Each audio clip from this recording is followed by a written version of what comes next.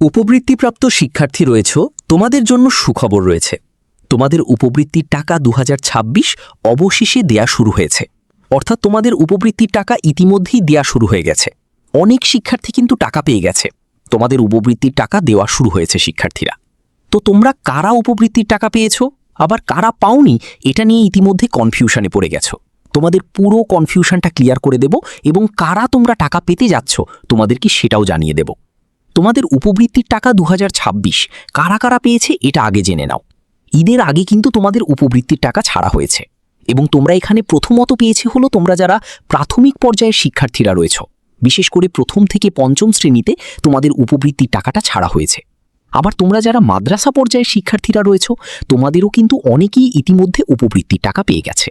তো তোমাদেরকে জানিয়ে দিই, তোমরা অনেকেই কনফিউশনে পড়ে গেছো যে উপবৃত্তির টাকা কিভাবে পেয়েছে। তোমাদের উপবৃত্তির টাকাটা মূলত জেলা ভিত্তিক এবং তোমাদের শ্রেণী ভিত্তিক পাঠানো হয়েছে।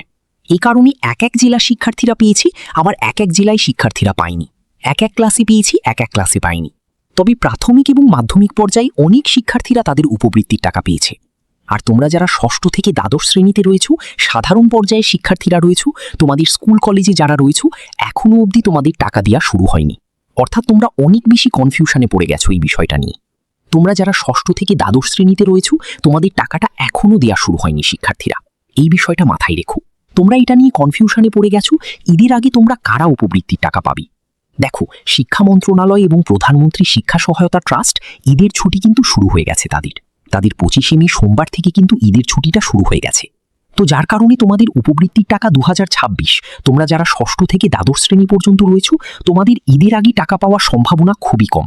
কারণ আসলে বর্তমানে শিক্ষা সহায়তা ট্রাস্ট বন্ধ হয়ে গেছে, তোমাদের টাকা পাওয়ার সম্ভাবনা সেরকম একটা নেই।